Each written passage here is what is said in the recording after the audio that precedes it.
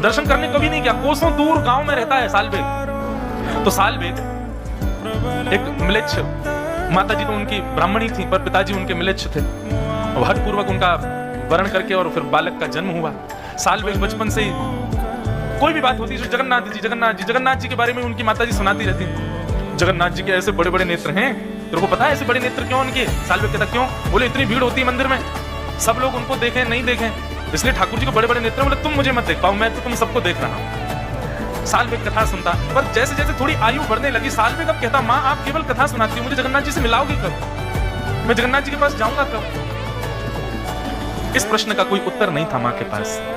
कैसे जाएं? पिता बड़ा निष्ठुर है, मारेगा, हत्या कर देगा दोनों की। लेकिन सालबेग को कुछ कहती नहीं।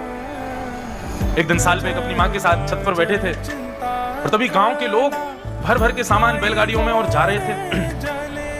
सालबेग ने पूछा माँ ये सब लोग कहाँ जा रहे हैं?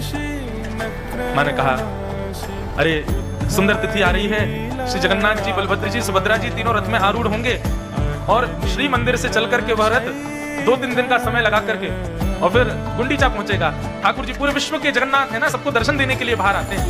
ऐसे उछल उछल करके ठाकुर जी सीढ़ियों से नीचे आते हैं, पंडाओं के कंधे पर हाथ रख करके और भगवान पर रथ में विराजमान होते हैं। इतने लोग खींचते हैं, लाखों की तादाद में भीड़ जाती है। सब बातें मैया बताने लगी, बोले वहीं सब दर्शन करने जा रहे हैं।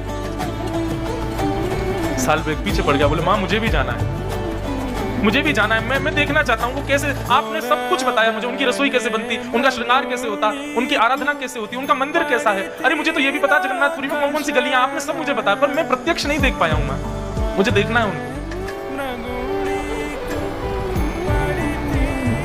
माँ ने समझाया, बोले सालबेग मेरे चाहने से तो तू जगन्नाथ जी को नहीं देख पाएगा, अब तो तेरे पास एक ही उपाय है। बोले क्या? तू जगन्नाथ जी को प्रार्थना कर कि वो तुझे अपना दर्शन दे।